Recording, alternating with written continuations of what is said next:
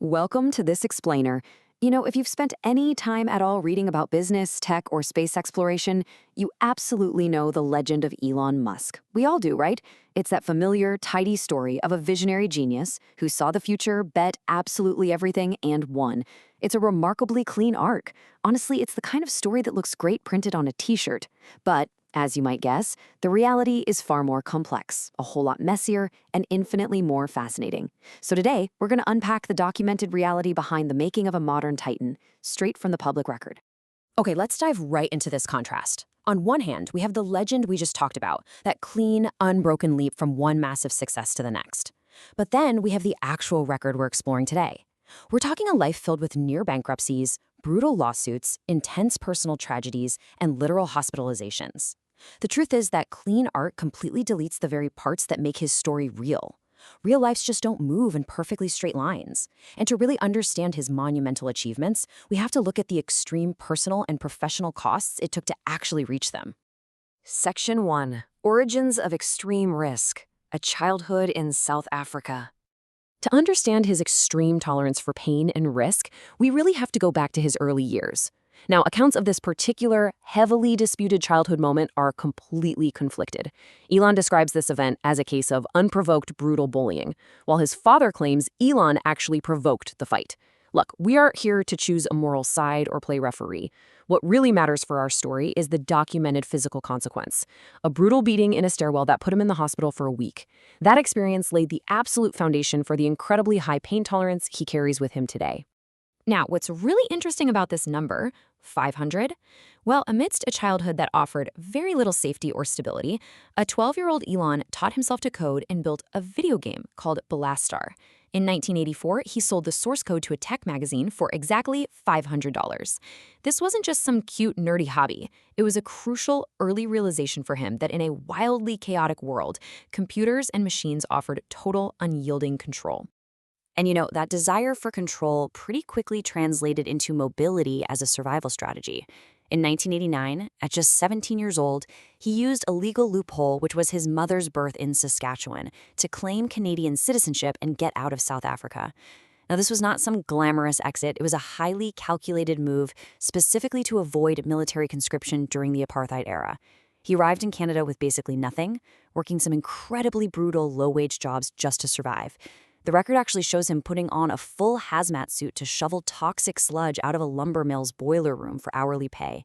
All of this was just to fund his way toward university and ultimately his very first company, Zip2. Speaking of that first company, Zip2, it required a frankly unbelievable level of sacrifice. To eliminate their burn rate and completely avoid paying apartment rent, Elon and his brother Kimball decided to simply live where they worked. They slept on futons right there on the office floor. They showered down the street at a local YMCA. They literally had to hide their sleeping bags in a closet when investors came over for meetings. It sounds crazy, but this extreme do-or-die tactic bought them the time they desperately needed to be wrong before they had to be right. It's kind of something to think about the next time you complain about your office layout, right? But hey, it worked. It led to a massive $300 million buyout from Compaq, netting Musk a personal payout of around $22 million. So you'd think he'd take that $22 million and retire to a beach, right? Nope. Instead, he immediately risked his newfound wealth to found X.com, which later became PayPal. And then came a stunning, highly public professional humiliation. In late 2000, executives, including Peter Thiel, staged a corporate honeymoon coup, removing Musk as CEO. And the timing? It's wild. Musk was literally on an airplane, flying off to his long-delayed honeymoon when it happened. Yet, instead of burning the place down or suing everyone involved, he stayed remarkably calm. He kept his shares, and when eBay eventually bought PayPal, he walked away with the massive capital that would go on to fund his entire future empire. But get this, that honeymoon ambush wasn't even the worst part of his trip. While traveling in Africa, he ended up contracting falciparum malaria, which is the most lethal strain of the disease. The triumphant, polished legend usually skips right over this part, but the medical record shows he spent 10 agonizing days in intensive care. At one point, he was literally hours away from death. His path from PayPal to SpaceX wasn't some clean, continuous leap of genius. It was abruptly interrupted by a desperate, terrifying fight for his own life. Section 2. Surviving the Brink. Space, Cars, and Crises. Taking his fresh PayPal fortune, he decided to bet it all on space, and almost immediately faced near total collapse. Let's look at how SpaceX actually started back in 2001. Musk traveled to Russia, hoping to buy some cheap, decommissioned intercontinental ballistic missiles for a Mars PR stunt. Well, the Russian officials mocked him, they completely refused to take him seriously, and they wildly inflated the price of the rockets. Humiliated, Musk sat on the flight back home and just opened a spreadsheet. Instead of accepting the prevailing market price, he calculated the raw material costs of building a rocket completely from scratch, the aluminum alloys, the fuel, the engines, the whole shebang. This right here is first principles thinking. It sparked the creation of SpaceX and became his absolute defining philosophy for solving impossible problems. But right as he was founding SpaceX, he suffered an unimaginable personal tragedy. In 2002, he and his then-wife Justine lost their 10-week-old firstborn son, Nevada, to sudden infant death syndrome. We bring this up very carefully and respectfully, simply because the popular sanitized myth of Musk's life completely erases this massive personal toll.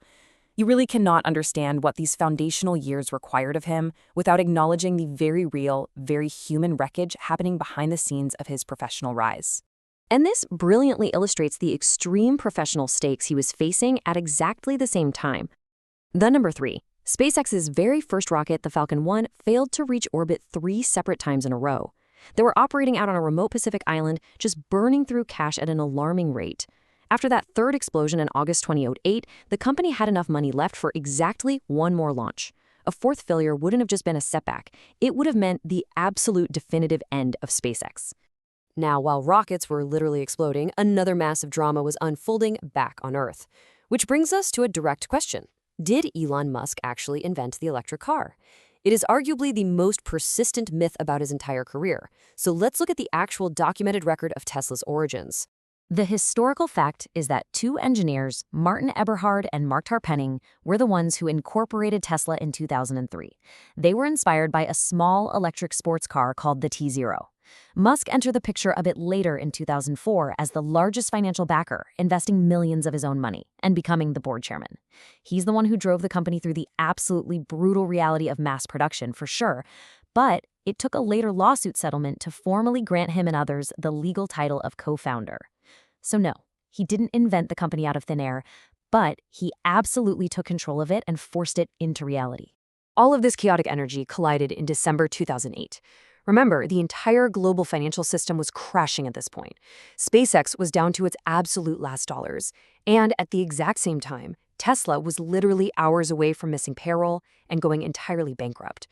Musk took the very last of his personal, borrowed cash and threw it into both failing companies. It was a terrifying gamble. Miraculously, SpaceX was saved at the 11th hour by a $1.6 billion NASA contract, and Tesla was rescued by a desperate financing round that closed on literally Christmas Eve. He was just hours away from losing absolutely everything. Section 3, the price of impulse, self-inflicted wounds. So the crucial point is that in his later years, the very traits that built his incredible empire began creating these catastrophic, highly public, self-inflicted wounds. It really started with just 2 words in 2018. Musk impulsively tweeted that he was considering taking Tesla private at $420 a share, and he added the infamous phrase, funding secured. Well, the stock market reacted wildly, but the SEC investigated and found that funding was in fact not secured at all. This single, impulsive tweet resulted in federal securities fraud charges. It cost Musk and Tesla $40 million in fines and actually forced him to step down as the chairman of his own company. That exact same year, 2018, brought what Musk notoriously called production hell. Tesla was desperately trying to mass-produce the Model 3, but a massive mistake in over-automating the assembly line completely ground the Fremont factory to a halt. The company was bleeding cash again. So what was his solution? Just like the old Zip-2 days, he moved back into the office. He literally slept on the factory floor, working through the night to physically calibrate robots himself. Yes, it eventually saved the Model 3, but the public record shows it nearly broke both him and the company in the process. That destructive lack of a filter showed up again during the incredibly tense 2018 Thai cave rescue. Musk had his engineering team build a mini submarine pod to help extract the trapped boys. But when an experienced cave rescuer publicly dismissed the sub as just a PR stunt, Musk reacted intensely on Twitter, baselessly calling the man a pedo guy. This triggered a massive, highly public defamation trial, Now, he wasn't found legally liable under strict defamation standards in the end, but the entire episode really proved how his combative nature and total lack of a filter could become a massive, totally unnecessary liability. And this impulsivity reached its absolute peak with the Twitter acquisition. In April 2022, he signed a binding $44 billion agreement to buy the platform, and he completely waived his standard due diligence protections. When he inevitably changed his mind and tried to back out, he realized he had created a perfect, inescapable legal trap for himself.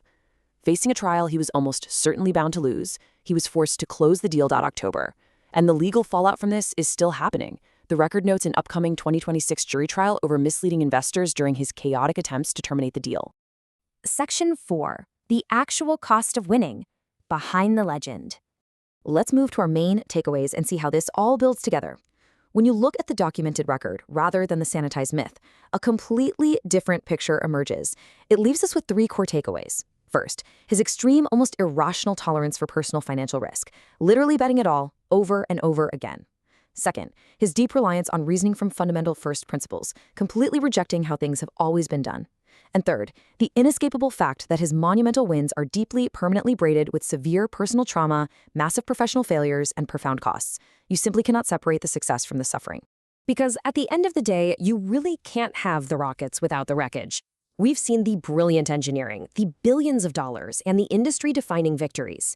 But we've also just seen the hospitalizations, the impulsive lawsuits, the near bankruptcies, and the staggering personal tolls. It leaves us with a really profound question to ponder as we wrap up this explainer. When history finally looks back at this incredible, messy, unparalleled life, which side of the record will ultimately define his legacy? Thanks so much for joining me to explore the reality behind the legend today. Keep questioning that clean narrative and keep learning.